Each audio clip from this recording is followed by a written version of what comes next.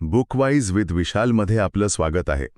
आज आपण एका अशा ग्रंथावर सविस्तर बोलणार आहोत जो मराठी साहित्याचा आणि भारतीय तत्त्वज्ञानाचा एक तेजस्वी दागिना मानला जातो. हा ग्रंथ म्हणजे संत ज्ञानेश्वरांची ज्ञानेश्वरी. पण एक मिनिट थांबा.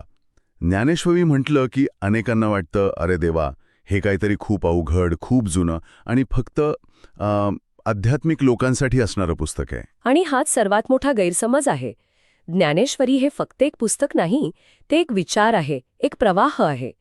सुमारे 750 वर्षांपूर्वी म्हणजे इसवी सन 1290 मध्ये रचलेली ही कृती म्हणजे एक मोठी सामाजिक आणि वैचारिक क्रांती होती. क्रांती हा शब्द खूप मोठा आहे. म्हणजे तुम्ही म्हणताय की हे फक्त भगवद्गीतेवरील एक भाष्य किंवा टीका नव्हती, नाही, तर त्यापेक्षा खूप जास्त काहीतरी होतं. ही क्रांती नक्की कशा प्रकारची होती? अगदी बरोबर. याला क्रांती का म्हणायचं हे समजून घेण्यासाठी आपल्याला त्या काळाची परिस्थिती लक्षात घ्यावी लागेल. म्हणजे 13व्या शतकाची. हो, त्या काळात गीतेसारखं गहन तत्वज्ञान हे संस्कृत भाषेत बंदिस्त होतं. संस्कृत ही तेव्हा विद्वानांची, पंडितांची भाषा मानली जायची. अच्छा. त्यामुळे झालं काय की गीतेचं जे ज्ञान होतं ना, जे खरं तर सगळ्यांसाठी आहे, हो. ते फक्त काही मोजक्या लोकांपुरतंच राहिलं. म्हणजे ज्ञानावर एका विशिष्ट वर्गाची मक्तेदारी होती असं म्हणायला हरकत नाही. सामान्य माणूस जो शेतात राबतो, कष्ट करतो, त्याला या ज्ञानापर्यंत पोहोचण्याचा मार्गच नव्हता. बरोबर. आणि इथेच ज्ञानेश्वरांनी खरा चमत्कार केला. त्यांनी हा ज्ञानाचा महासागर सर्वसामान्यांसाठी खुला केला. त्यांनी गीतेचं सार, तिचा अर्थ, तिचं तत्वज्ञान लोकांच्या भाषेत म्हणजेच आपल्या मराठीत आणलं. आणि तेही काहीतरी क्लिष्ट भाषेत, नाही का? अजिबात नाही. त्यांनी ओवीसारख्या रसाळ, गेय आणि मनात सहज रुजणाऱ्या छंदातून ते मांडलं. जणू काही ज्ञानाचा एक मोठा बांध फोडून त्याने तो प्रवाह प्रत्येकाच्या घरापर्यंत पोचवला. ही भाषिक आणि वैचारिक क्रांतीच होती. हे खूपच रंजक आहे. म्हणजे मुख्य मुद्दा हा की ज्ञानेश्वरी हे फक्त भाषांतर नव्हतं, तर ते ज्ञानाचं लोकशाहीकरण होतं. अगदी. हा शब्द एकदम बरोबर आहे. ज्ञानाला पंडितांच्या मक्तेदारीतून बाहेर काढलं. पण मग एक प्रश्न येतोच. या क्रांतीला त्या काळातल्या सनातनी पंडितांकडून विरोध झाला असेलच ना? निश्चितच झाला असणार. प्राकृत म्हणजे मराठी भाषेत देवाचं ज्ञान कसं सांगता येईल असा प्रश्न अनेकांनी विचारला असेल. पण ज्ञानेश्वरीची ताकद इतकी प्रचंड होती की ती या विरोधाला पुरून उरली. आणि याचं कारण काय असावं? याचं कारण ज्ञानेश्वरीची 3 प्रमुख वैशिष्ट्ये आहेत. पहिलं वैशिष्ट्य म्हणजे तिची लोकाभिमुखता, म्हणजे सामान्य माणसाशी, त्याच्या जीवनाशी जोडलेली भाषा. याचं एखादं उदाहरण देता येईल का? हो, नक्कीच. ज्ञानेश्वरांनी मोठमोठी तत्त्व सोपी करण्यासाठी शहरी पंडितांची भाषा नाही वापरली. त्यांनी ग्रामीण जीवनातली उदाहरणं घेतली. शेती, झाडं, वेली, नद्या, गुरढोरं, बाजारातल्या वस्तू, घरातले नातेसंबंध. म्हणजे आपल्या आजूबाजूच्या गोष्टी. हो. जसे की ब्रह्म ही संकल्पना समजावून सांगताना ते सोन्याच्या अलंकाराचं उदाहरण देतात. अच्छा. सोनं एकच असतं, पण त्यातून बांगडी, हार, कर्णफुले असे वेगवेगळे अलंकार बनतात. तसंच परमात्मा एकच आहे, पण तो वेगवेगळ्या रूपांत दिसतो. वाह, म्हणजे थेट आपल्या जगण्यातून तत्वज्ञान शिकवलं. हे झालं पहिलं वैशिष्ट्य. दुसरं वैशिष्ट्य काय? दुसरं वैशिष्ट्य म्हणजे अद्वैत वेदांतासारख्या कठीण आणि काही लोकांना शुष्क वाटणाऱ्या विषयाला त्यांनी भक्तीच्या ओलाव्यात मिसळून सांगितलं. अद्वैत वेदांत म्हणजे आत्मा आणि परमात्मा एकच आहेत हा विचार. हो, तोच. हे समजायला खूप अवघड आहे, पण ज्ञानेश्वरांनी या ज्ञानाला विठ्ठलाच्या भक्तीची, प्रेमाची जोड दिली. जसं लहान मुलाला कडू औषध मधातून द्यावं, तसं काहीसं का? अगदी तसंच. किती सुंदर उपमा आहे ही. त्यामुळे ज्ञान कोरडं न राहता ते अनुभवाचा विषय बनलं, ते गोड लागलं. आणि तिसरं आणि तितकंच महत्त्वाचं वैशिष्ट्य म्हणजे तिचं अप्रतिम काव्यात्मक सौंदर्य. ज्ञानेश्वरी हे केवळ तत्वज्ञान नाही, ते एक महाकाव्य आहे. भाषेवरचं प्रभुत्व, उपमा आणि रूपकांचा इतका सुंदर वापर आहे की ज्ञानेश्वरी वाचताना आपण थक्क होऊन जातो. तर मग 750 वर्षांपूर्वीचं हे पुस्तक आजच्या माणसाला काय देऊ शकतं, हा खरा प्रश्न आहे. आजच्या या चर्चेत आपण याच प्रवासाला सुरुवात करणार आहोत. आपण संत ज्ञानेश्वरांच्या आयुष्याबद्दल थोडं जाणून घेऊ आणि मग ज्ञानेश्वरीच्या पहिल्या 2 अध्यायांमध्ये त्यांनी काय सांगितलं आहे यावर सविस्तर बोलूया. मग आपण थेट सुरुवातीपासूनच सुरुवात करूया. ज्यांनी ही अद्भुत रचना केली त्या संत ज्ञानेश्वरांविषयी थोडं जाणून घेऊ. संत ज्ञानेश्वरांचं आयुष्य अवघ्या 21-22 वर्षांचं होतं, पण त्यांचं कार्य ते कालातीत आहे. त्यांच्या जीवनात संघर्ष जन्मापासूनच होता. त्यांचे वडील विठ्ठलपंत यांनी संन्यास घेतला होता, पण गुरूच्या आज्ञेवरून ते पुन्हा संसारात परतले. आणि त्या काळात हे मान्य नव्हतं, बरोबर? अजिबात नाही. त्या काळात संन्याशाने पुन्हा संसारात येणं हे धर्मबाह्य मानलं जात असे. त्यामुळे ज्ञानेश्वर आणि त्यांच्या भावंडांना निवृत्ती, सोपान आणि मुक्ताबाई यांना समाजाने वाळीत टाकलं. त्यांना संन्याशाची पोरं म्हणून हिणवलं गेलं, त्यांचा छळ झाला.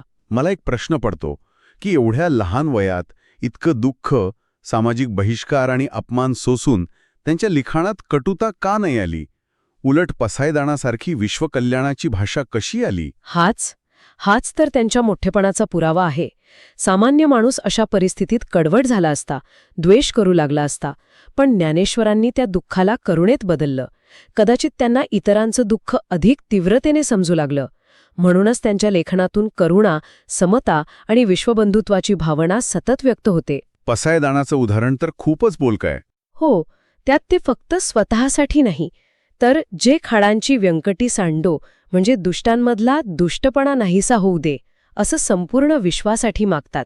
ज्ञानेश्वरी हे केवळ गीतेवरील भाष्य नाही, तर ते ज्ञानेश्वरांच्या स्वतःच्या अनुभूतीचा आणि त्या अपार करुणेचा आविष्कार आहे. आणि ज्ञानेश्वरांच्या आयुष्यातली हीच करुणा अर्जुनाच्या मनस्थितीला समजून घेताना आपल्याला दिसते, कारण गीतेची सुरुवातच एका मोठ्या आंतरिक संघर्षाने होते, नाही का? अगदी.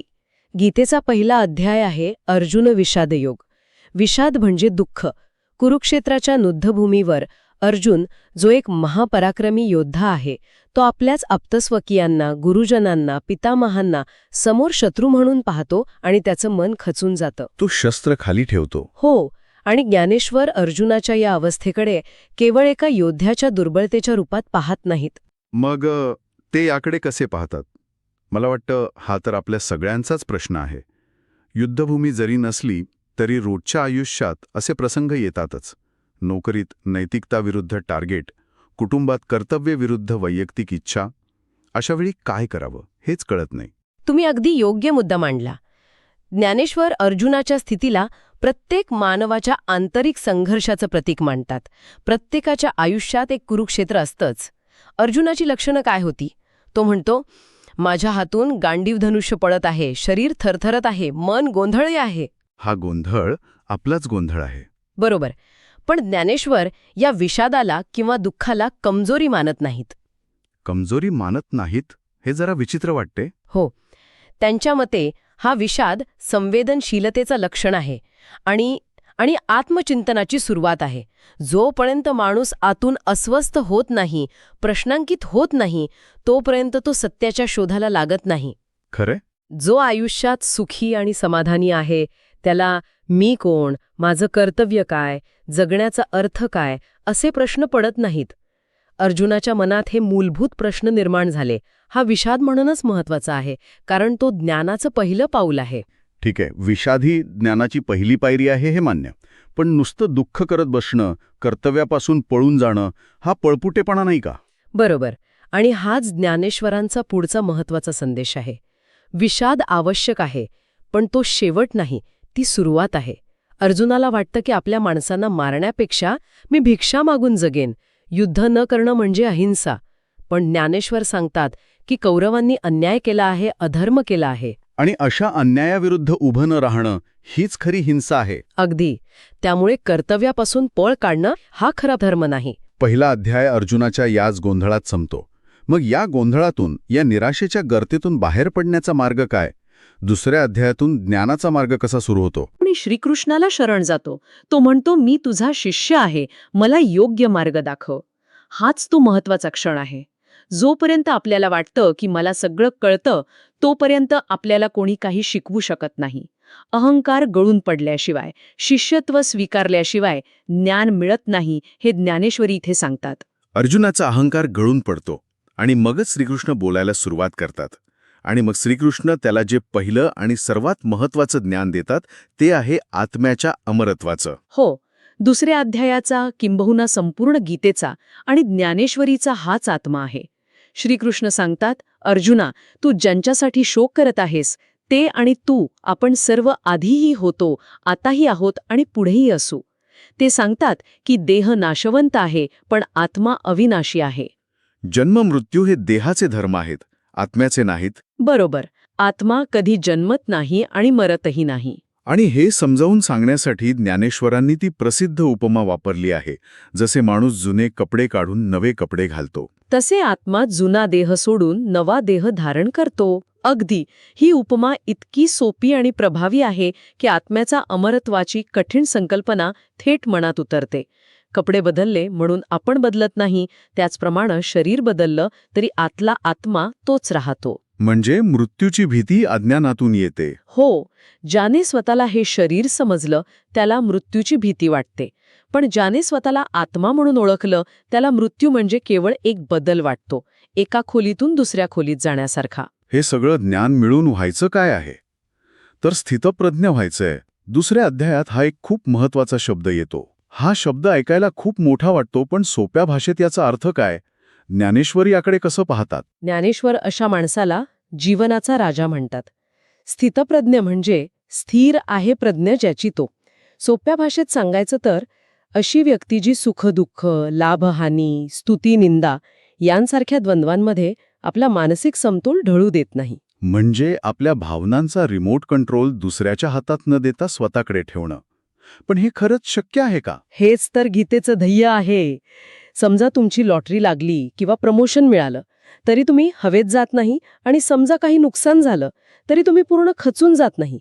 तुमच्या आत कुठेतरी एक शांत केंद्र असतं जे ढळत नाही. ज्ञानेश्वर म्हणतात असा माणूस समुद्रासारखा असतो. समुद्रात हजारो नद्या येऊन मिळतात तरी समुद्र आपली पातळी सोडत नाही. तो शांत राहतो. हो, स्थितप्रज्ञ व्यक्ती तशी असते. ही एक आदर्श स्थिती झाली. आणि याच अध्यायात कर्मयोगाची बीजे सुद्धा आहेत असं म्हटलं आहे. कारण अर्जुन तर कर्म सोडायचीच भाषा करत होता. हो, युद्ध सोडून पळून जायला निघाला होता. त्यावर श्रीकृष्ण सांगतायत की कर्म करणं टाळता येत नाही. एक क्षणही माणूस कर्म केल्याशिवाय राहू शकत नाही. श्वास घेणं हे सुद्धा एक कर्मच आहे. त्यामुळे कर्म सोडण्याचा विचार करणं मूर्खपणा आहे. बरोबर. त्याऐवजी कर्माच्या फळाची आसक्ती सोडायला हवी. हेच तर सर्वात अवघड आहे. आपण कोणतंही काम फळाच्या अपेक्षेनेच करतो. बरोबर. पण ज्ञानेश्वर हे सोपं करून सांगतात. ते म्हणतात कर्म करा, आपलं कर्तव्य पूर्ण करावं, पण त्यातून काय मिळेल, जय मिळेल की पराजय, यश मिळेल की अपयश, याची चिंता करू नये. कारण फळाची अपेक्षा ठेवली की माणूस दुःखी होतो. जर अपेक्षा पूर्ण झाली नाही तर दुःख होतं, आणि झाली तरी अजून जास्त मिळवण्याचा लोभ निर्माण होतो. पण मी करतो हा कर्तेपणाचा भाव सोडून ईश्वराला अर्पण करून कर्म केल्यास ते कर्म बंधनकारक ठरत नाही. तर आजच्या चर्चेतून आपण पाहिलं की ज्ञानेश्वरीची सुरुवात मानवी जीवनातील अत्यंत मूलभूत संघर्षाने होते. अर्जुनाचा विषाद हा प्रत्येकाच्या मनातील गोंधळाचं प्रतीक आहे, पण त्या निराशेच्या गर्तेतूनच ज्ञानाचा मार्ग सुरू होतो. आणि त्या मार्गावर आत्म्याचे अमरत्व, कर्तव्याचे महत्त्व आणि सुखदुःखात समतोल साधण्याची गरज यांसारखी मूलभूत तत्व ज्ञानेश्वर आपल्या रसाळ भाषेतून आणि समर्पक उदाहरणांतून समजावून सांगतात. विषादापासून ते स्थितप्रज्ञतेपर्यंतचा हा प्रवास दुसऱ्या अध्यायात मांडला आहे, जो संपूर्ण ज्ञानेश्वरीचा पाया आहे. आज आपण ज्ञानेश्वरीच्या सागरातील फक्त काही थेंब अनुभवले आहेत. पुढील भागात आपण या पुस्तकाच्या दुसऱ्या भागावर चर्चा सुरू करू. जाता जाता एक विचार सोडून जाते. ज्ञानेश्वरांनी अर्जुनाच्या विषादाला आत्मचिंतनाची सुरुवात म्हटली आहे. आपल्या आयुष्यात येणाऱ्या अशा द्विधा मनस्थिती किंवा संघर्षाच्या क्षणांना आपण अडथळे न मानता स्वतःला अधिक खोलवर समजून घेण्याची एक संधी म्हणून पाहू शकतो का? बुकवाईज विथ विशाल ला लाईक, शेअर आणि सबस्क्राईब करायला विसरू नका. भेटूया पुढच्या भागात. ज्ञानेश्वरीवरच्या आपल्या चर्चेच्या दुसऱ्या भागात आपलं स्वागत आहे. मागच्या भागात आपण अर्जुनाचा विषाद, आत्म्याचं अमरत्व आणि कर्मयोगाच्या मूळ संकल्पना पाहिल्या. तो एक पाया होता, नाही का? अगदी बरोबर. आणि त्या पायावर आता एक म्हणू शकतो की भव्य इमारत उभी राहणार आहे. पहिल्या भागात कर्मयोगाची जी बीजे रोवली होती ती आता या दुसऱ्या भागात एका मोठ्या वृक्षात कशी बदलतात, त्याला फांद्या कशा फुटतात, हो, त्याला ज्ञानाच्या आणि भक्तीच्या फांद्या कशा फुटतात हे आपण पाहणार आहोत. म्हणजे इथे श्रीकृष्ण फक्त तत्वज्ञान नाही सांगत आहेत, तर ते जगण्याचा एक व्यावहारिक नकाशाच अर्जुनासमोर ठेवतायत. आणि ज्ञानेश्वरांची खासियत तर हीच आहे. इतकं गहन तत्वज्ञान तितक्या सोप्या आपल्या रोजच्या जगण्यातल्या उदाहरणांमधून सांगतात. जसे एखादी आई आपल्या मुलाला गोष्ट सांगून अवघड गोष्ट समजावते, अगदी तसंच वाटतं. बरोबर. होणार आहे. पहिली आणि सगळ्यात महत्वाची संकल्पना म्हणजे निष्काम कर्मयोग. हो, निष्काम कर्मयोग हा खरं तर या संपूर्ण चर्चेचा गाभा आहे. याचा सरळ अर्थ आहे फळाची अपेक्षा न करता आपलं कर्तव्य करत राहणं. पण हे ऐकायला खूप सोपं वाटतं. प्रत्यक्षात तसं नाहीये. आपण कोणतंही काम करताना त्याच्या परिणामाचा विचार करतोच. आणि म्हणूनच ज्ञानेश्वर इथे शेतकऱ्याचं उदाहरण देतात. बघा, शेतकरी बी पेरतो, नांगरणी करतो, पाणी देतो. हे झालं त्याचं कर्म. पण पीक चांगले येणं, पाऊस वेळेवर पडणं, कीड न लागणं, या गोष्टी त्याच्या हातात नसतात. अगदी या गोष्टी पूर्णपणे त्याच्या हातात नाहीयेत. आता जर तो फक्त फळाचाच विचार करत बसला की अरे पाऊस नाही पडला तर काय, पीक वाया गेलं तर काय, तर या चिंतेने तो खचून जाईल, कदाचित कामच करणार नाही. म्हणजे फोकस हा कर्मावर हवा, फळावर नाही. आजच्या भाषेत बोलायचं झालं तर प्रोसेस ओरिएंटेड असणं, रिझल्ट ओरिएंटेड नाही. बरोबर पकडलं. पण मग एक प्रश्न येतो की फळाची अपेक्षाच ठेवली नाही तर काम करायला प्रेरणा ती कुठून मिळणार? हाच खरा मुद्दा आहे. ज्ञानेश्वर म्हणतात, प्रेरणा फळातून नाही तर कर्तव्यातून घ्यायची आहे. आपलं काम चोखपणे करणं, यातच एक आनंद आहे की नाही? अच्छा. म्हणजे बघा, सचिन तेंडुलकर जेव्हा खेळायचा तेव्हा तो प्रत्येक चेंडूवर शतक होईलच याचा अपेक्षेने खेळत नव्हता. त्याचं लक्ष असायचं तो चेंडू त्याच्या योग्यतेनुसार सर्वोत्तम पद्धतीने कसा खेळता येईल यावर. हो, बरोबर. शतक हे त्या प्रक्रियेचा एक नैसर्गिक परिणाम, एक बाय प्रॉडक्ट होतं. ते ध्येय नव्हतं. जेव्हा आपण कामात स्वतःला इतकं झोकून देतो की परिणामाची चिंताच राहत नाही, तेव्हा ते काम एका वेगळ्याच उंचीवर पोहोचतं. ज्याला मानसशास्त्रात फ्लो स्टेट म्हणतात. अगदी तोच शब्द. निष्काम कर्मयोग म्हणजे याच फ्लो स्टेटमध्ये राहून आपलं कर्तव्य पार पाडणं. त्यात चिंता नाही, फक्त आनंद आहे. आणि याला जोडून स्वधर्म ही संकल्पना येते. म्हणजे प्रत्येकाने आपापल्या वाट्याला आलेलं काम करणं. पण इथे एक अडचण येते. म्हणजे स्वधर्म या संकल्पनेचा वापर अनेकदा समाजात उतरंड निर्माण करण्यासाठी किंवा जातीव्यवस्थेसारख्या गोष्टींचं समर्थन करण्यासाठी पण केला गेला आहे. ज्ञानेश्वर याकडे कसं पाहतात? तुम्ही खूप महत्वाचा मुद्दा मांडलाय आणि हे स्पष्ट करणं गरजेचं आहे. ज्ञानेश्वर स्वधर्म या शब्दाला सामाजिक किंवा जातीय चौकटीत बघतच नाहीत. त्यांच्यासाठी स्वधर्म म्हणजे तुमचा स्वभाव, तुमची नैसर्गिक प्रवृत्ती आणि त्यानुसार दिलेलं कर्तव्य. म्हणजे त्यांनी दिलेल्या गाडीच्या इंजिनचं उदाहरण इथे एकदम समर्पक आहे. इंजिनमध्ये पिस्टन, स्पार्क प्लग, गिअर या प्रत्येकाचं काम ठरलेलं आहे. ते एकमेकांपेक्षा श्रेष्ठ किंवा कनिष्ठ नाहीत, तर वेगवेगळे आहेत आणि महत्वाचे आहेत. बरोबर, सगळ्यांची गरज आहे. हो, जर पिस्टनने म्हटलं की मी गिअरचं काम करतो, तर इंजिनच बंद पडेल. ज्ञानेश्वरांचा भर हा सामाजिक भूमिकेपेक्षा आध्यात्मिक आणि वैयक्तिक कर्तव्यावर आहे. अर्जुनाचा स्वधर्म क्षत्रिय म्हणून युद्ध करणे होता, कारण समाजावर अन्याय होत होता आणि त्याचा प्रतिकार करणं ही त्याची जबाबदारी होती. म्हणजे जबाबदारीपासून पळून जाणं नव्हतं. अजिबात नाही. ते जबाबदारी टाळण्यासारखं होतं. त्यामुळे ज्ञानेश्वरांसाठी स्वधर्म म्हणजे तुमची नैसर्गिक क्षमता आणि जबाबदारी यांचं पालन करणं. ठीक आहे, म्हणजे कर्मापासून पळायचं नाही, फळाची अपेक्षा ठेवायची नाही आणि आपलं कर्तव्य करायचं. पण हे सगळं का करायचं? यातून मिळतं काय? इथेच ज्ञानयज्ञ ही संकल्पना येते का? कारण यज्ञ म्हटलं की डोळ्यासमोर अग्नी आणि आहुती येते. बरोबर. पण ज्ञानेश्वरांनी यज्ञाची संकल्पनाच बदलून टाकली आहे. त्यांनी तिला बाह्य कर्मकांडातून काढून प्रत्येकाच्या अंतःकरणात आणून ठेवलंय. ही एक प्रकारे अध्यात्माची लोकशाही आहे. वा. ते म्हणतात, खरा यज्ञ करण्यासाठी तुम्हाला कुठे बाहेर जायची गरज नाही. तुमच्या आतच एक अग्नी आहे, तो म्हणजे तुमचा विवेक, तुमची सारासार विचारशक्ती. आणि या विवेकाच्या अग्नीत आहुती कशाची द्यायची? तुपाची, धान्याची नाही? नाही. आहुती द्यायची आहे आपल्यातील अज्ञान, अहंकार, मत्सर, वासना यांसारख्या नकारात्मक भावनांची. जसं सोनं शुद्ध करण्यासाठी त्याला अग्नीत तापवतात आणि त्यातली अशुद्धी जळून जाते, तसंच विवेकाच्या अग्नीत हे दोष जाळल्यावर मन शुद्ध होतं. आणि मग त्या शुद्ध झालेल्या मनाला आत्मज्ञानाचा प्रकाश दिसतो. तोच खरा ज्ञानयज्ञ. आणि जो हा ज्ञानयज्ञ यशस्वीपणे करतो तोच खरा संन्यासी. कारण संन्यासी म्हटलं की आपल्याला घरदार सोडून भगवी वस्त्र घालून हिमालयात गेलेली व्यक्ती आठवते. ज्ञानेश्वर ही प्रतिमा पूर्णपणे नाकारतात. खरा संन्यास हा बाह्य वेशावर किंवा जागेवर अवलंबून नाही, तो आंतरिक वृत्तीवर अवलंबून आहे. त्यांनी कमळाच्या पानाचं जे उदाहरण दिलंय ते अप्रतिम आहे. हो, कमळाचं पान पाण्यातच जन्म घेतं, पाण्यातच वाढतं, पण पाण्याने भिजत नाही, त्यावर पाण्याचा एक थेंबही टिकत नाही, की नाही? नाही, ते घसरून जातं. ते पाण्यात राहूनही पाण्यापासून अलिप्त असतं.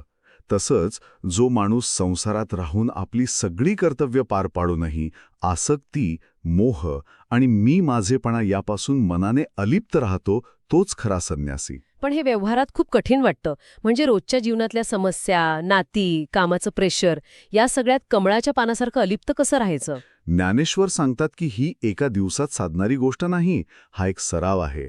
सुरुवात छोट्या गोष्टींपासून करता येते. यश मिळाल्यावर उन्माद टाळणे आणि अपयश आल्यावर खचून न जाणे ही पहिली पायरी आहे. अच्छा.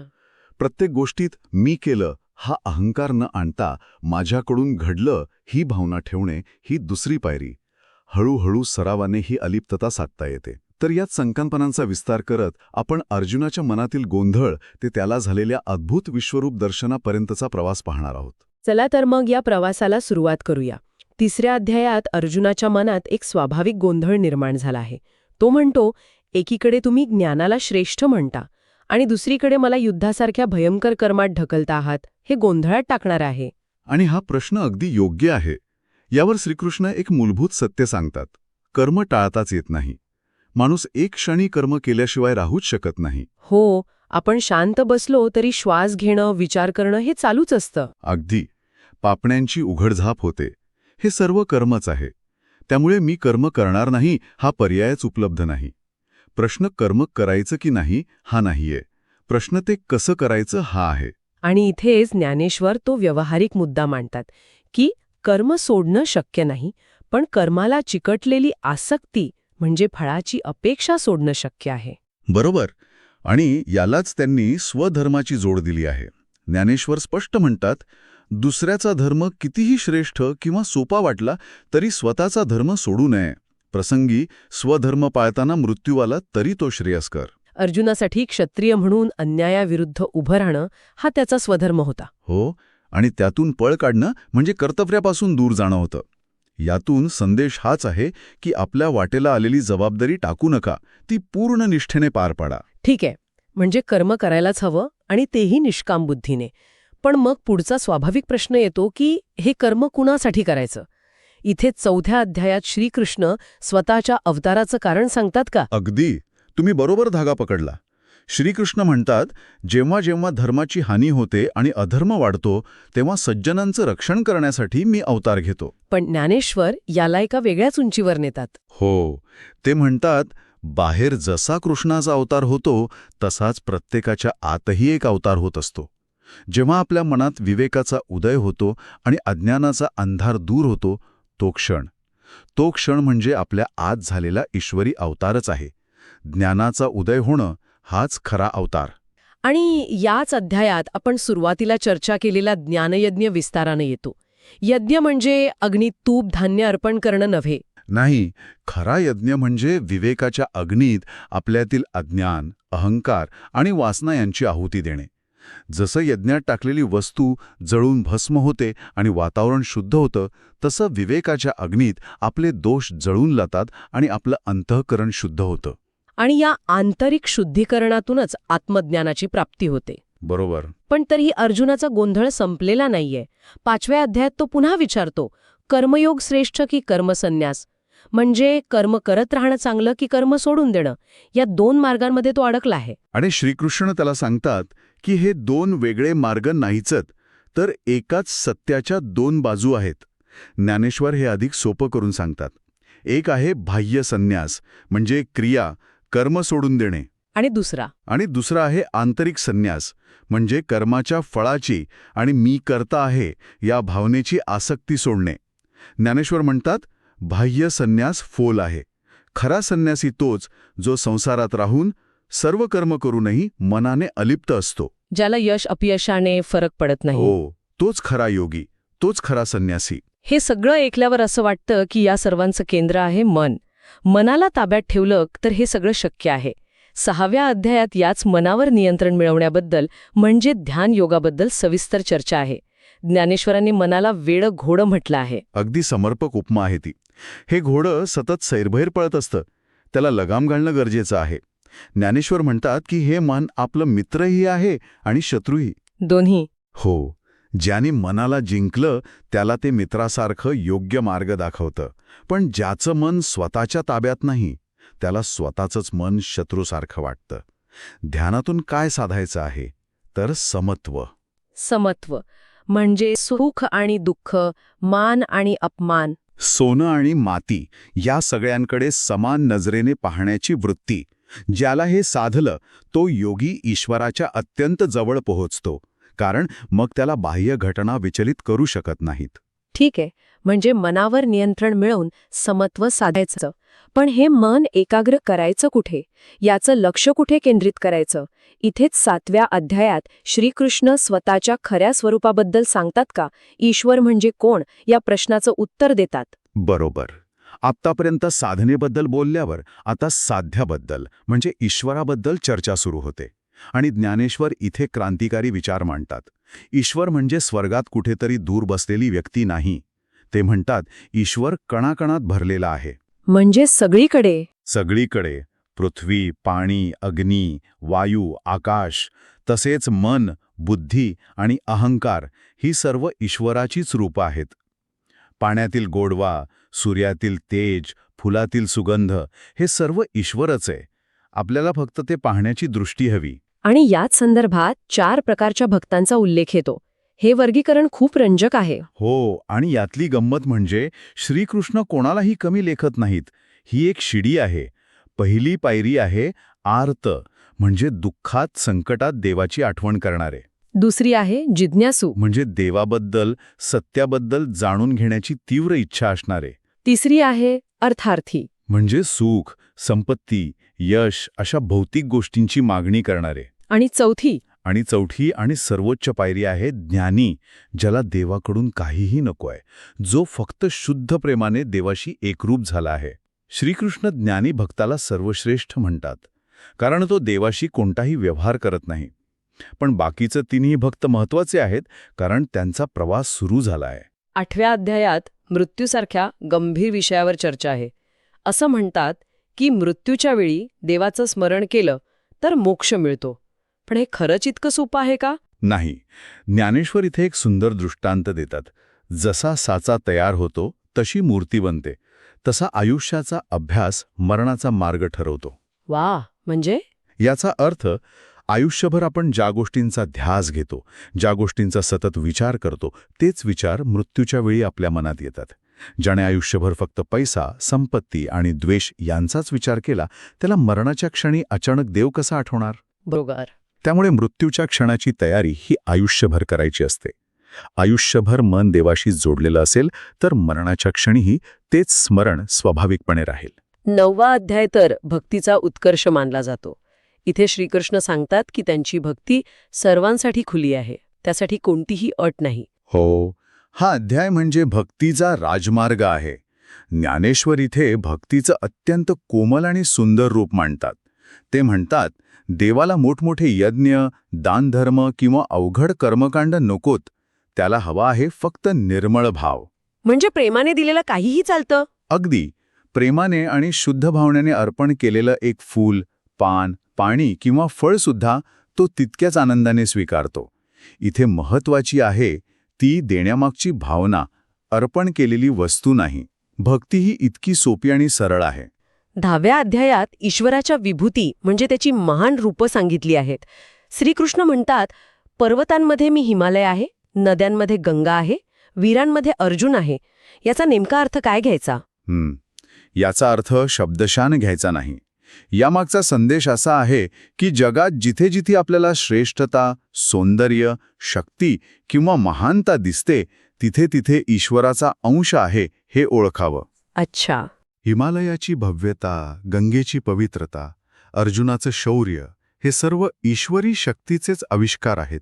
हे एक प्रकारे जगाकडे पाहण्याचा दृष्टिकोन बदलायला शिकवतं. आपल्या सभोवताली असलेल्या प्रत्येक चांगल्या गोष्टीत ईश्वर पाहण्याचा हा सराव आहे.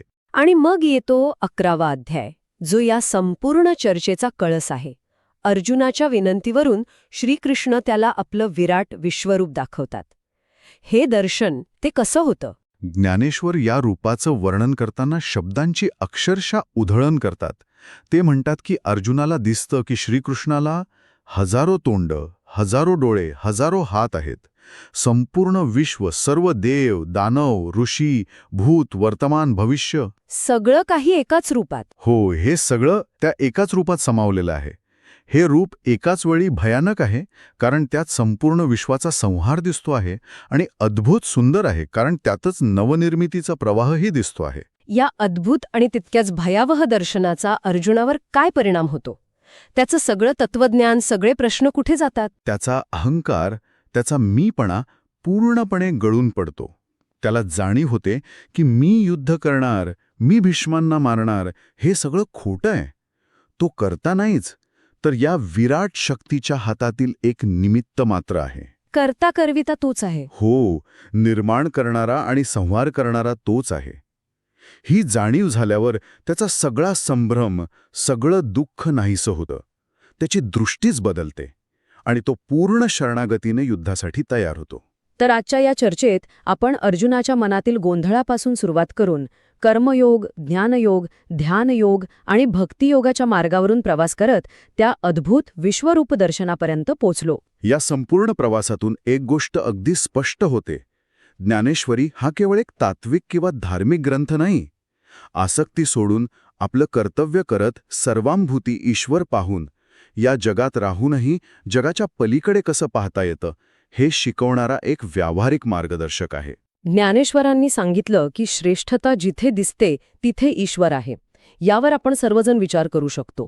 आपल्या दैनंदिन जीवनात, आपल्या कामात, आपल्या नात्यांमध्ये, निसर्गात आपण ही श्रेष्ठता किंवा तो ईश्वरीय अंश कसा शोधू शकतो? आणि महत्वाचं म्हणजे तो कसा वाढवू शकतो. हो, बरोबर, तो कसा वाढवू शकतो?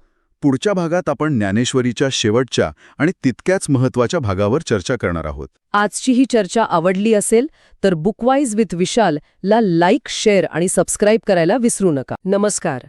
ज्ञानेश्वरीवरील आपल्या चर्चेच्या या अंतिम भागात आपलं स्वागत आहे. आत्तापर्यंतच्या प्रवासात आपण अर्जुनाचा मनातला गोंधळ पाहिला, कर्तव्याचा पेच पाहिला आणि विश्वरूप दर्शनाचा तो अंगावर काटा आणणारा अनुभव घेतला. पण आता इथून पुढे अर्जुनाचा आणि आपल्या चर्चेचा रोख पूर्णपणे बदलतो आहे. आत्तापर्यंत प्रश्न होता, मी काय करू? पण आता प्रश्न आहे, मी कसं जगू? बाह्य युद्धापेक्षा आतलं वादळ शांत कसं करायचं, मनाला स्थैर्य कसं मिळवायचं? आज आपण ज्ञानेश्वरीच्या 12व्या अध्यायापासून 18व्या अध्यायापर्यंतचा प्रवास करणार आहोत, जो आपल्याला बाह्य कर्तव्याच्या रणधुमाळीतून काढून थेट आंतरिक स्थिरतेच्या राज्यात घेऊन जातो. अगदी बरोबर. हा ज्ञानेश्वरीच्या तत्वज्ञानाचा कळस आहे. म्हणजे आत्तापर्यंत पाया रचला गेला होता आणि आता त्यावर कळस चढवला जाणार आहे. विश्वरूप दर्शनाने अर्जुन भयभीत झालाय, पण त्याच वेळी त्याच्या मनात भक्तीचा एक अंकुर फुटला आहे. आता या भक्ती, ज्ञान आणि कर्माच्या वेलीला परमोच्च अवस्थेपर्यंत कसं पोचवायचं याचं मार्गदर्शन श्रीकृष्ण करणार आहेत. हीच ज्ञानेश्वरीची खरी फलश्रुती आहे म्हणायला हरकत नाही. चला तर मग ह्याच भक्तीच्या अंकुरापासून सुरुवात करूया. 12वा अध्याय भक्तियोग. इथे अर्जुन एक अगदी मूलभूत प्रश्न विचारतो, जो मला वाटतं आपल्या सगळ्यांच्याच मनात कधीतरी येतो. साकार सगुण ईश्वराची भक्ती करणं श्रेष्ठ की निराकार निर्गुण ब्रह्माची उपासना करणं श्रेष्ठ? मूर्तीपूजा योग्य की ध्यानधारणा? आणि हा प्रश्न इतका महत्वाचा आहे कारण तो थेट आपल्या साधनेच्या मार्गाशी जोडलेला आहे, नाही का? आणि श्रीकृष्ण यावर खूप सुंदर आणि व्यावहारिक उत्तर देतात. ते म्हणतात की दोन्ही मार्ग एकाच ध्येयाकडे जातात, दोन्ही एकाच ठिकाणी पोहोचवतात. हो, पण सर्वसामान्यांसाठी सगुण भक्तीचा मार्ग जास्त सोपा आणि स्वाभाविक आहे. सोपा तो का? म्हणजे याचं काही विशेष कारण आहे का? हो आहे. ज्ञानेश्वर माऊली इथे एक अप्रतिम दृष्टांत देतात. ते म्हणतात, निर्गुण ब्रह्माची उपासना म्हणजे हवेत उडी मारून पलीकडे जाण्याचा प्रयत्न करण्यासारखा आहे. अच्छा. ज्याला पंख आहेत म्हणजे जो सिद्ध योगी आहे तोच हे करू शकतो, पण इतरांचं काय? ते तर खालीच पडणार ना. बरोबर. या उलट सगुण भक्ती म्हणजे एका बोटीत बसून नदी पार करण्यासारखं आहे. ओके. बोट म्हणजे देवाचं रूप. मग ते आई, वडील, मित्र, गुरु काहीही असो. या रूपाचा आधार घेतला की प्रवास सोपा होतो. मनाला एका जागी स्थिर व्हायला एक केंद्र मिळतं. म्हणजे आजच्या जगात जिथे सगळं अमूर्त म्हणजे ॲब्स्ट्रॅक्ट आहे, तिथे एका मूर्तीचा किंवा रूपाचा आधार मनाला जास्त भावतो, असं काहीसं. पण ज्ञानेश्वरांना अपेक्षित असलेली भक्ती म्हणजे केवळ देवळात जाऊन नारळ फोडणं आहे का? मुळीच नाही. हीच तर ज्ञानेश्वरांची क्रांती आहे. त्यांच्यासाठी भक्ती ही पूजा अर्चा नाही, तर ती एक जीवनशैली आहे, एक वृत्ती आहे. वृत्ती. हो, खरा भक्त कोण? तर जो कोणाचा द्वेष करत नाही, जो सगळ्या प्राणीमात्रांमध्ये एकाच ईश्वराला पाहतो, ज्याच्या मनात मी आणि माझे हा भावच उरलेला नाही. सुख आलं म्हणून जो हुरळून जात नाही आणि दुःख आलं म्हणून खचून जात नाही. असा माणूस समाजातच राहतो, आपली सगळी कर्तव्य पार पाडतो, पण त्याचं अंतःकरण मात्र पूर्णपणे ईश्वराशी जोडलेलं असतं. ही आहे खरी भक्ती. ठीक आहे. म्हणजे कसं जगावं याचं पहिलं उत्तर मिळालं की एका सहज प्रेमळ नात्याने ईश्वराशी जोडलं जा. हं. पण हे नातं टिकवण्यासाठी, जगात वावरताना मन स्थिर ठेवण्यासाठी स्वतःची ओळख असणं गरजेचं आहे. कदाचित म्हणूनच पुढचा अध्याय थेट आत्मज्ञानावर येतो का? 13वा अध्याय, क्षेत्र क्षेत्रज्ञ विभाग योग. ही नावं ऐकायला थोडी क्लिष्ट वाटतात. नावं क्लिष्ट असली तरी संकल्पना खूप सोपी आहे बरं का. क्षेत्र म्हणजे काय? शेत. शेत. हो, आपलं हे शरीर म्हणजे एक शेत आहे. हे पंचमहाभूतांच्या मातीने बनलेलं आहे. आणि या शेतात सुख, दुःख, मान, अपमान, राग, लोभ अशी चांगली वाईट पिकं येतच राहतात. हे शरीर जन्मतं, वाढतं आणि एक दिवस नष्ट होतं. ते सतत बदलणारं आहे. आणि क्षेत्रज्ञ म्हणजे? या शेताला जाणणारा शेतकरी. अगदी बरोबर. क्षेत्रज्ञ म्हणजे या शेताचा मालक, म्हणजेच आपला आत्मा. तो या शरीरात राहतो, या शेतात येणारी सगळी पिकं पाहतो, अनुभवतो, पण तो स्वतः शेत बनत नाही. तो या सगळ्या बदलांपासून अलिप्त असतो. तो फक्त एक साक्षी आहे. साक्षी. हो. ज्ञानेश्वर इथे सिनेमाच्या पडद्याचं उदाहरण देतात. हां. पडद्यावर आग लागलेली दिसते, पूर आलेला दिसतो, पण त्यामुळे पडदा जळत नाही किंवा ओला होत नाही. तो जसाच्या तसाच राहतो. तसंच शरीर बदलतं, पण आत्मा स्थिर, अविनाशी राहतो. मी शरीर आहे हा भ्रम दूर करणं हेच आत्मज्ञान आहे. याच अध्यायात खऱ्या ज्ञानाबद्दलही सांगितलंय. हो. आणि ज्ञानेश्वरांच्या मते खरं ज्ञान म्हणजे केवळ पुस्तकं वाचणं किंवा पदव्या मिळवणं नाही. ही गोष्ट आजच्या काळात खूप महत्वाची वाटते. निश्चितच. त्यांच्या मते जे ज्ञान आपला अहंकार वाढवतं ते ज्ञान नसून अज्ञानच आहे. अच्छा. खरं ज्ञान म्हणजे काय? तर नम्रता, अहिंसा, क्षमा, इंद्रियांवर ताबा. वादविवादात दुसऱ्याला हरवणं हे ज्ञान नाही. तर स्वतःच्या मनातल्या विकारांवर विजय मिळवणं हे खरं ज्ञान आहे. ज्ञान हे आचरणात दिसलं पाहिजे, केवळ शब्दांमध्ये नाही. म्हणजे आधी भक्तीने स्वतःला जोडून घ्या, मग ज्ञानाने स्वतःला ओळखा. हां. पण हे विकार ज्यांच्यावर विजय मिळवायचा आहे ते येतात कुठून? आपल्या स्वभावाला, आपल्या वृत्तीला आकार देणारे काही मूळ शक्ती आहेत का? मला वाटतं 14वा अध्याय गुणत्रय विभाग योग ह्याच प्रश्नाचं उत्तर देतो. हो, अगदी. हा अध्याय म्हणजे मानवी मानसशास्त्राचा एक अद्भुत आराखडा आहे. ज्ञानेश्वर सांगतात की संपूर्ण प्रकृती, अगदी दगडधोंड्यांपासून ते माणसापर्यंत 3 अदृश्य धाग्यांनी, 3 गुणांनी बांधलेली आहे. सत्व, रज आणि तम. हे आपल्या मनाचं एक प्रकारचं ऑपरेटिंग सिस्टीम आहे असं म्हणूया. हे खूपच रंजक आहे. म्हणजे हे आपल्या व्यक्तिमत्वाचे 3 मूळ घटक आहेत. ते नेमके कसे काम करतात? पहिला म्हणजे सत्वगुण. सत्वगुण म्हणजे प्रकाश, ज्ञान, समाधान आणि शांती. जेव्हा हा गुण प्रबळ असतो तेव्हा आपल्याला चांगलं काम करावंसं वाटतं, मन शांत राहतं, आनंद वाटतो. पण यातही एक धोका आहे असं तुम्ही म्हणालात. हो, या सुखाची आणि शांततेची सवय लागते, आसक्ती निर्माण होते. जसं एखाद्या थंड हवेच्या ठिकाणी गेल्यावर परत यावंसं वाटत नाही तसं. आणि रजोगुण? आजच्या धावपळीच्या जगात तर हाच गुण जास्त प्रभावी दिसतो. बरोबर. रजोगुण म्हणजे ऊर्जा, क्रिया, महत्वाकांक्षा आणि वासना. हा गुण आपल्याला सतत काहीतरी करायला प्रवृत्त करतो. करिअर, पैसा, प्रसिद्धी या सगळ्याच्या मागे धावायला लावतो.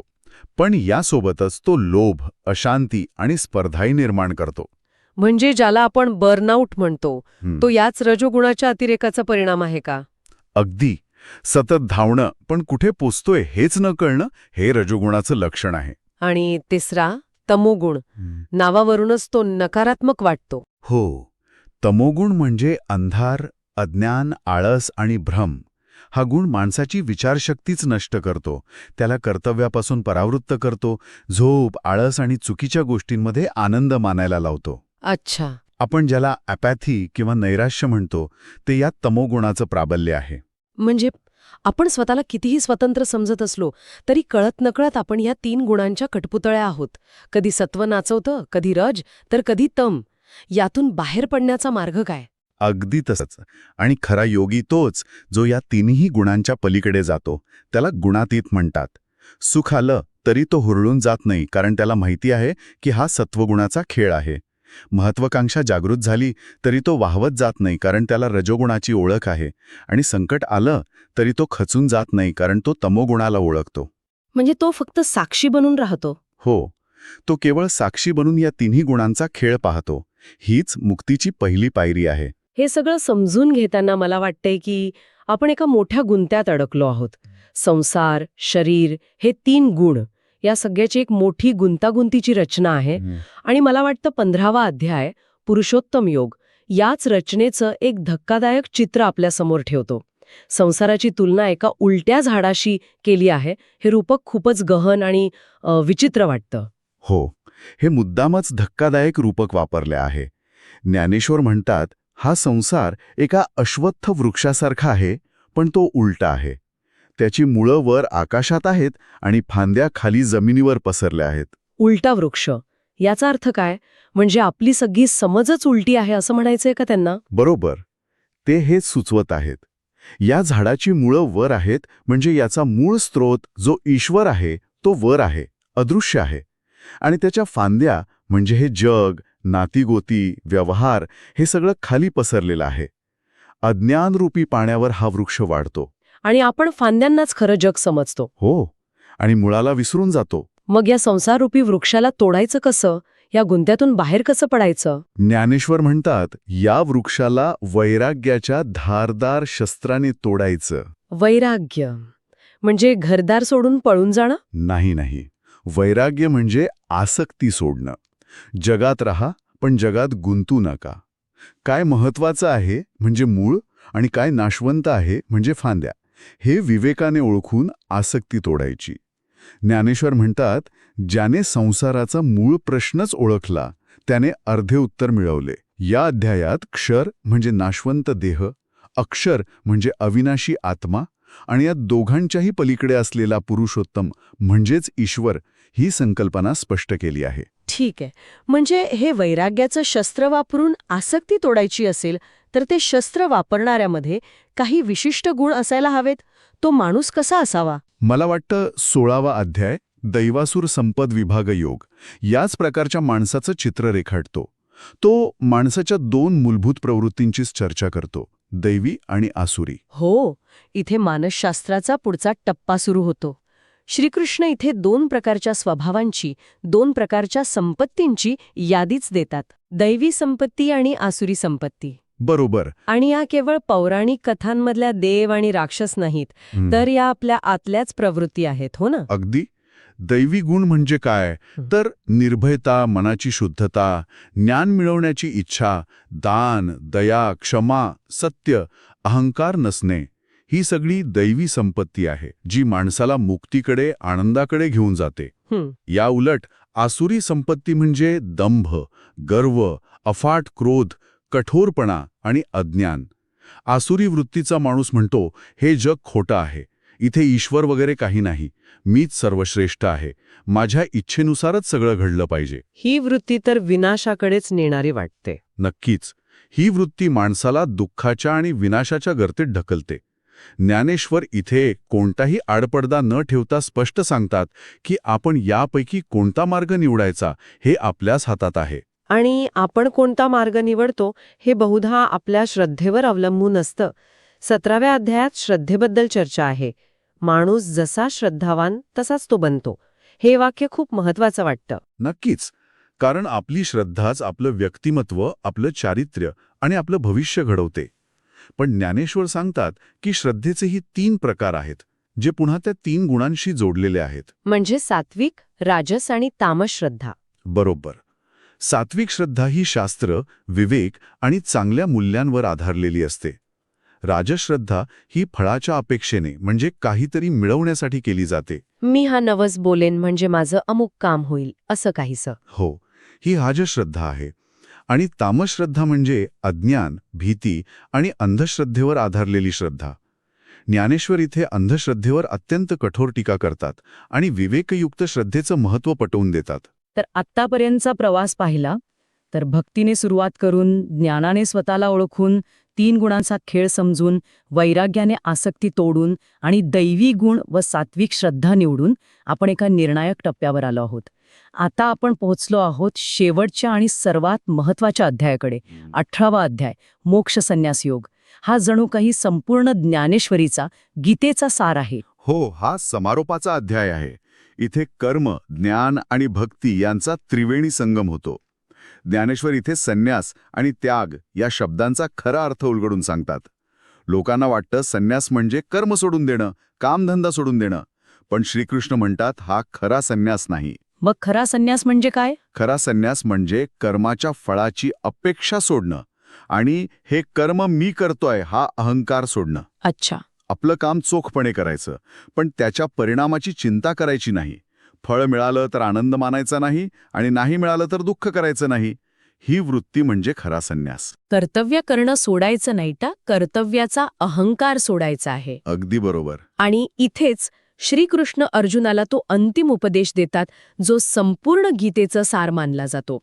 सर्व धर्मान् परित्यज्य मामेकम शरणं व्रज. म्हणजे सर्व धर्म सोडून केवळ माझ्या शरण ये. या शरणागतीचा अर्थ ज्ञानेश्वरांनी कसा लावला आहे?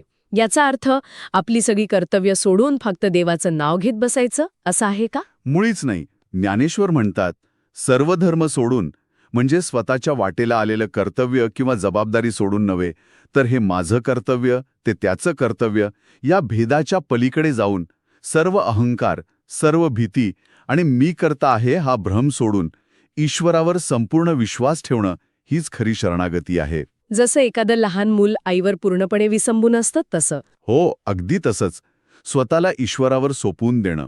आणि हा सगळ्याचा शेवट मुक्तीमध्ये होतो. पण ज्ञानेश्वरीनुसार मुक्ती म्हणजे नेमकं काय? मेल्यानंतर स्वर्ग मिळवणं? नाही. आणि ही ज्ञानेश्वरीतील सर्वात क्रांतिकारी संकल्पना आहे. मुक्ती म्हणजे मरणोत्तर मिळणारी गोष्ट नाही, मग तर जिवंतपणीच अनुभवण्याची अवस्था आहे. ज्या माणसाने अहंकार सोडला, जो सुख-दुःखाच्या पलीकडे गेला, ज्याला मी म्हणजे शरीर नसून आत्मा आहे याचं ज्ञान झालं, तो जगात वावरत असतानाच मुक्त असतो. त्याला जीवनमुक्त म्हणतात. त्याच्यासाठी जगणं हाच एक उत्सव असतो. तर या संपूर्ण चर्चेचा सार पाहिला तर ज्ञानेश्वरी आपल्याला एक संतुलित आणि परिपूर्ण जीवन जगण्याचा मार्ग दाखवते. ती संसार सोडायला सांगत नाही, पण संसारात अडकू नका असं सांगते. बरोबर. कर्तव्य करा, पण त्याचा अहंकार बाळगू नका. ज्ञान मिळवा, पण त्याचा गर्व नको. आणि भक्ती करा, पण ती डोळस असावी. संत ज्ञानेश्वरांनी हे गहन तत्वज्ञान देव्हाऱ्यातून काढून सामान्य माणसाच्या रोजच्या जगण्यात आणून ठेवलं. आजची ही सखोल चर्चा जर आपल्याला आवडली असेल तर बुकवाईज विथ विशाल या चॅनलला लाईक, शेअर आणि सबस्क्राईब करायला विसरू नका. ज्ञानेश्वरीच्या या प्रवासाच्या शेवटी एक गोष्ट नक्कीच जाणवते. ज्ञानेश्वरी वाचणं म्हणजे केवळ एक ग्रंथ वाचणं नाही. ज्ञानेश्वरी वाचणं म्हणजे स्वतःच्या आत डोकावून पाहणं आहे, स्वतःलाच नव्याने ओळखणं आहे. खरं आहे. ज्ञानेश्वरी सांगते की खरा संन्यास म्हणजे कर्म सोडणे नव्हे, तर मी करतो हा अहंकार सोडणे. आजच्या धावपळीच्या, स्पर्धेच्या जीवनात जिथे प्रत्येकजण स्वतःच्या कामाचं श्रेय घेण्यासाठी धडपडतो आहे, आपल्या ऑफिसमध्ये, आपल्या कामांमध्ये आणि नात्यांमध्ये, आपण हा अहंकार संन्यास कसा साधू शकतो यावर विचार करायला नक्कीच वाव आहे. पुढच्या भागात तुम्हाला कोणत्या पुस्तकाचा सारांश ऐकायला आवडेल? तुमच्या सूचना कमेंट्समध्ये नक्की कळवा. कदाचित पुढचा भाग तुमच्याच आवडीच्या पुस्तकावर असेल.